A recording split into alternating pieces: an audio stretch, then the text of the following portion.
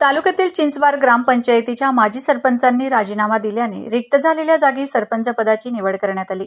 निवडणूक अधिकाऱ्यांनी दुपारी 2 वाजेपर्यंत वेळ दिलेली होती। या वेळेत अब्दुल रहीम रज्जाक पटेल यांनी सरपंच पदाचा अर्ज दाखल केला। त्याला इतर कोणत्याही ग्रामपंचायत सदस्यांनी विरोध न दर्शविल्याने निवडणूक अधिकारी यांनी अब्दुल रहीम रज्जाक पटेल यांची बिनविरोध निवड जाहीर केली। या प्रसंगी असंख्य गावकरी, ग्रामपंचायत सदस्य, माजी सरपंच कदीर पटेल, सोमनाथ पाटील, शांतीलाल, उल्हास यादव, दिनेश यादव सह रहीम पटेल यांचा असंख्य चाहता वर्ग जवळपास उपस्थित होता। यात धुळे शहरातील ख्यातनाम व्यक्ती जोसेफ अण्णा मलबारी, सन्माननीय नवाब बेगजी मिर्झा, सेवानिवृत्त प्राचार्य युनुस पटेल सर, नजीर पहलवान, छोटू पेंटर, साबिर पटेल, खलील पटेल, नजमा पटेल दिसून आलेत।